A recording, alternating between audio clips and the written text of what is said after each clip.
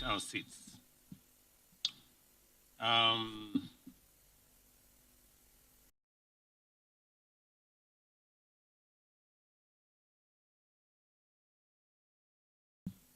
The current Chair, Minister of Finance, Economic Planning and Development of the Republic of Mauritius, and TDB Group Chairperson, Cabinet Secretary, National Treasury of the Republic of Kenya, Mr. Albert Muchanga, Commissioner for Trade and Industry, Africa Union Commission, Ministers present and TDB shareholders and representatives, my good friend, Mr. Ademasu Tadese, TDB Group President and MD, distinguished ladies and gentlemen, guests and visitors, good morning. Let me first take this opportunity to, on behalf of the people of Kenya, to be grateful to TDB Group for the presentation of the $100,000 to Thome Water project in Laikipia. I can confirm that they deserve every support. And it is true, they've gone through a difficult time of failed rains over the last 5 seasons. When I looked at the check, I was keen. The signature was missing. So please remember to sign. Remember to sign the check. Everywhere in the world, the challenge of effective leadership has always presented itself in terms of ability to successfully achieve development objectives in a dynamic and complex operating environment. At all times, sustainable development is expected to take place within a context characterized by increasingly devastating threats and weaknesses across all sectors.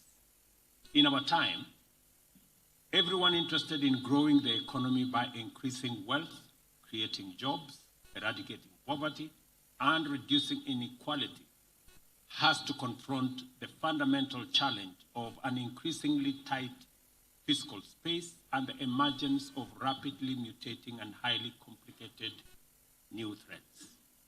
All these threats have been explained to us today in the morning, from what happened with COVID all the way to the very unlikely, or so it was thought, war in the middle of Europe, and all the other things in between, and especially the big threat of climate change. The cumulative burden of these challenges and threats can encumber economies to be so oppressive that pessimistic assessments of the prospects of growth become mainstream, and the idea that some regions of the world are not doing well at all begin to take root. It is true that post-colonial Africa struggled to develop because it had very limited resources to liberate its economy from institutions that were extractive by design, a low industrial capacity that ensured that raw materials were mainly exported, minimal economic diversity, and of course, the challenge of political instability. Efforts to acquire resources to break out of this vicious circle of underdevelopment and poverty only plunged many of our economies into an inescapable debt trap, which reduced the resources available to initiate progressive programs and policies, and at the same time made governments more vulnerable to natural as well as human threats across many sectors. The nomenclature of economic classification and development categories is quite telling, with least developed countries and heavily indebted poor countries becoming normalized methods of describing post-colonial Africa and other states of the global South. Recent high-profile events have demonstrated that the entire global economy is generally vulnerable to shocks and disruptions due to growing economic interdependence and globalization.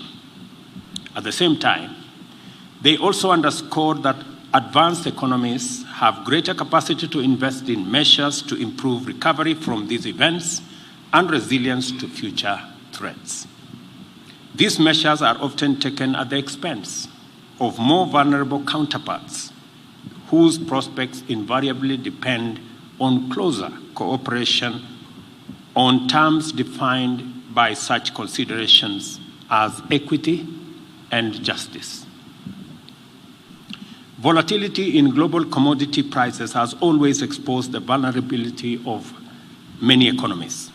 Often, prices of raw materials exported from these economies collapse drastically, while at the same time, that of such essential imports as petroleum rises steeply.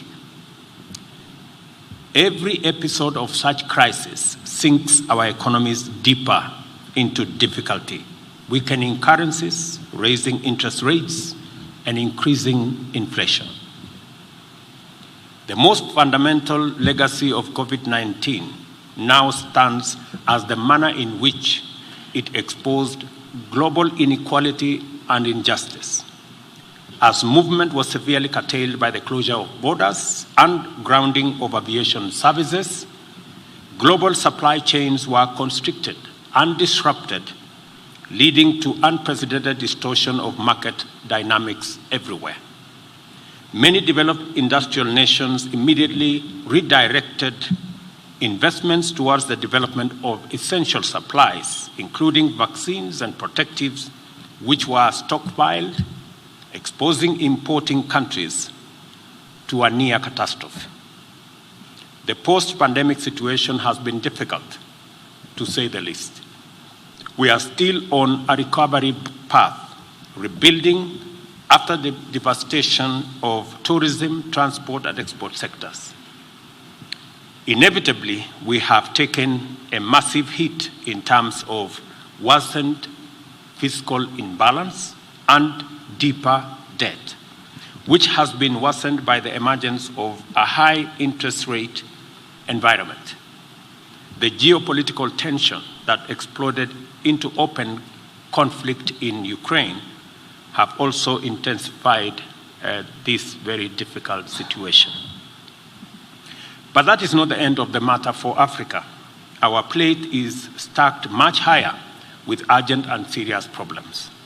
Our continent is experiencing extreme weather events of unprecedented variety, frequency, and magnitude. Flooding, wildfires, landslides, droughts, cyclones, and other disasters have inflicted a dire toll on communities across our continent. The Sahel, West Africa, Central Africa, the Horn of Africa, East and Southern Africa have all been affected by these serious calamities. Human life, damage to property, and the destruction of infrastructure have not only worsened suffering for vulnerable people, but also dampened economic prospects. It has become inescapably clear that adverse climatic events are actively threatening our hard-won development gains, including advances in providing public services like health, education, security, and investment in national infrastructure like transport and communication networks.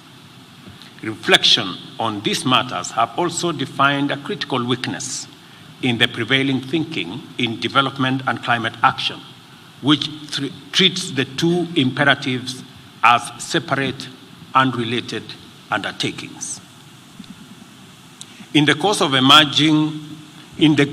engaging the international community on these twin imperatives, African countries have found common ground in their unique shared perspectives as climate action frontline territories located at the intersection between environmental disasters, economic crisis, and development constraints. We recognize at once that the adverse impacts of climate change pose real and serious threats to all our achievements as well as prospects with regard to development, and that at the same time, financial capacity and therefore economic development is urgently needed to provide necessary resources to invest in effective climate action. Increasingly, we are having to make the difficult choice between economic growth and climate action, when, as a matter of fact, both courses of action must be pursued simultaneously because they are complementary. One will not happen without the other. On the basis of this realization, African countries have begun to approach multilateral engagement on climate change and economic development from a new perspective, anchored on a commitment to a green, climate-positive growth, and which profiles Africa as the green continent of the future, abounding with natural resources, investment opportunities, and human capital. What I'm trying to say here is that we have to reposition ourselves. We have to reposition our continent in the context of the situation, the challenges that face the globe, and we have to reposition ourselves in the context of the assets that we have. Renewable assets, being the continent with almost 65% of uncultivated arable land, being the continent that has the youngest human capital, and being the continent that has the greatest potential for greening growth and ensuring that we decarbonize industrialization, decarbonize manufacturing. And we have to reposition ourselves, represent Africa in a different way, away from the continent that was always profiled with all the negative adjectives. Climate change has brought some measure of equality, let me say. In the context of climate change, there is no developing or developed country. We are all in the same place. And being there in the same place positions us as a continent to take advantage of the assets that we have, the renewable assets that we have, the human capital that we have. In any case, by 2050, a quarter of the world's population will be living in our continent. And because of the Africa Continental Free Trade Area, we've managed to assemble 1.4 billion people into one single market. And the place of DTB as a financial institution in that context cannot be taken for granted. It is my belief that TDB will be today $8.5 billion asset bank, but in the next 10 years, maybe 20 billion asset bank. That way, we can leverage on the increasing footprint of TDB alongside all the other institutions that we are developing in our continent. And that is why last week, during the AU media meeting, we proposed that TDB, Afreximbank, AFC, ATI be now elevated from being partners of the AU to being special agencies of the Africa Union, so that we can give this institution greater recognition, we can give them better profiling, and we can, as a continent, use their services so that we can grow their capacity to be able to support the trajectory we are all pushing of creating one market and working together as a continent to eliminate barriers to trade, to investment, to business, and be able to create much more prosperity, create more jobs, and position our continent appropriately, because it is on our shoulders to do it. Nobody will do it for us. We must proactively, deliberately, we must be intentional, about positioning ourselves in that space, because that's the only way we can get ahead of the situation that we are all in. The first implication of this paradigm, naturally, has been the now widely accepted view that the present architecture of the international economic development framework is deficient and inadequate for the challenges of our time. The Bretton Woods institution system of multilateral financial institutions was explicitly designed for another purpose, at another place, and at another time, and is now fundamentally inadequate, unjust, and sometimes unfit for the demands of our complex, dynamic, and interdependent world. We must work with them in the context of how do we reform, how do we work with the international financial architecture to recreate it so that it becomes much more responsive in terms of scale of resources available, cost of resources available, and efficiency in how much time those resources are made available. I think there is a healthy, robust debate, and I expect African financial institutions like TDB to be front and center in that conversation so that they can give our perspective from our continent in that debate so that we are not negatively profiled all the time as a risky destination for investment or for development financing. And please, DDB, don't join the people who profile us as a risky place. You should be the ones to say Africa is the best place to invest and that we are not risky at all. In fact, this is a continent that has the highest return on investment, and everybody should be heading in this direction because in any case, we are the continent of the future.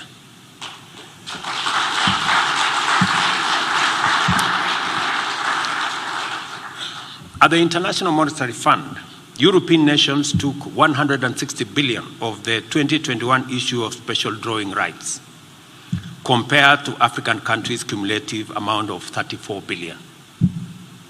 I'm very happy that today we will be sharing some shares from TDB and we will be in a good place, different from the situation I'm describing here. An institutional blueprint which administers development financing this way must be changed urgently, and one made that is fit for purpose. The urgent need for socio-economic transformation must therefore translate into an even more urgent need to redesign the international financial institutions and also design and implement a wholly new global green bank to mobilize resources globally and administer them in a truly inclusive, representative, democratic, and equitable manner. Is that all we need to meet the fierce urgency of now? Hardly. The Pan-African aspiration for socio-economic transformation based on Agenda 2063 looks at African solutions as the primary intervention in confronting African problems. At the forefront of this agenda is regional and continental integration aimed at unlocking Africa's potential on a scale that will make our continent the epicenter of a new industrial age. The Africa Continental Free Trade Area is both a continental and a global game changer. Its scale is unprecedented. The upshot is that it has already inaugurated a market with a population of 1.4 billion people, of the world's youngest people. The critical imperative in integration is the elimination of barriers and borders and the intensification of connectivity through road, rail, port, and fiber optic networks. Investment opportunities are clear and compelling and also abundant in our continent. At this moment, Africa needs a development financing institution framework that can handle this unprecedented opportunity effectively and deliver transformation in terms of integration through connectivity, economic development, and climate resilience. This is why I am proud to be here today to celebrate with the Trade and Development Bank. TDB has demonstrated to us that it has been studying the African development landscape and evolving to meet its challenges. As a result, it has been growing and evolving steadily. The journey from the PTA Bank to TDB Bank has not been one of mere rebranding or superficial change. Our region signaled its irrevocable commitment to expand and accelerate economic integration when the preferential trade area transformed into COMESA for East and Central Africa, and its financial arm, the PTA Bank, followed. Only a decade ago, TDB had an asset base of $1 billion. It has since experienced a tenfold, almost, expansion of its asset base and is active across global financial markets, including New York, London, UAE, China, India, and Japan. The bank also has a commanding footprint across the continent with presence in Mauritius, Zimbabwe, Ethiopia, the Democratic Republic of Congo, as well as its headquarters in Burundi. Most encouragingly, it is gaining visibility as a strong investor in strategic development projects. You've heard about the Lake Turkana wind power, and an effective partner in economic transformation. In fact, we in Kenya have witnessed the bank's capacity, dynamism, and expertise from close quarters. As a nation undertaking an ambitious trade agenda under the bottom-up economic transformation agenda, as well as a continental and global leader in green and renewable energy, it has been encouraging to have the TDB as a partner in mobilizing financing for various initiatives and projects. For instance, the bank collaborated with other partners, including commercial banks, to successfully arrange and disburse more than $500 million of trade financing to various entities and long-term capital for SMEs. The bank has also been an active supporter of many local enterprises in cross-border investment, thereby promoting the integration agenda both in word and also in deed. As a founding member and one of 46 sovereign and institutional shareholders of the bank, we are proud of TDB's growth and transformation.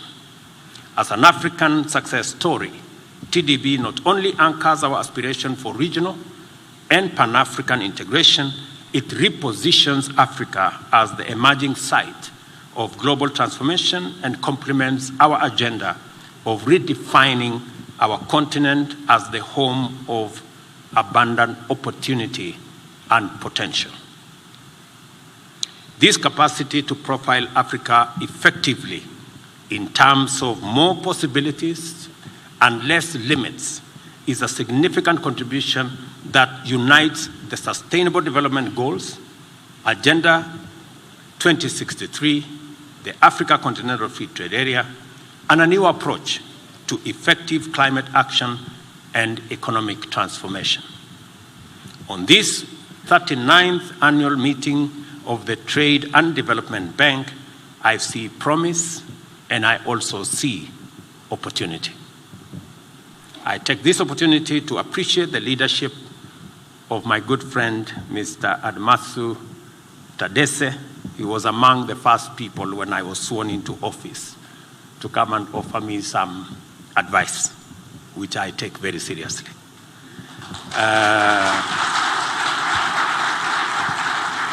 Mr. Managing Director, I credit you for your great leadership and vision and the leadership you have provided to your team at the TDB, and you have our support as Government of Kenya and as a shareholder in your great institution.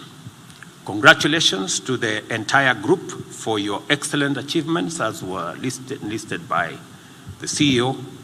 I wish you all good luck and great success as you continue to work the work of shining a light on Africa as the continent of the future.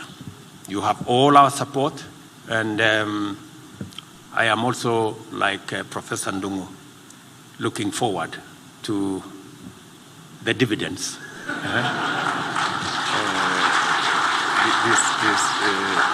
this afternoon. And to all the good people who have come from different parts, and even the people who are joining from Ghana and from Senegal, we welcome you to this institution, and we look forward to working with you and making sure that we build a financial institution that will support the development of our continent, the progress of our countries, and to support what we must do to create opportunities, create jobs, create enterprise, and make sure that we deal with the challenges of underdevelopment and deal also with the challenges of poverty and create wealth for our nations. You have all our support, you have all our encouragement, and whatever it is that we can do at the policy level, please let us know so that we can support these institutions to be built, because we are benefiting from institutions that have been built by others. We have an opportunity to build these institutions, and we must not miss that opportunity to support these institutions so that they can play their role better. Thank you very much. God bless you. Unfortunately, I have to go. I have an appointment with the good people who have hired me. So I have to honor that appointment somewhere out of town, but I hope you enjoy the rest of your deliberations. Asante sana.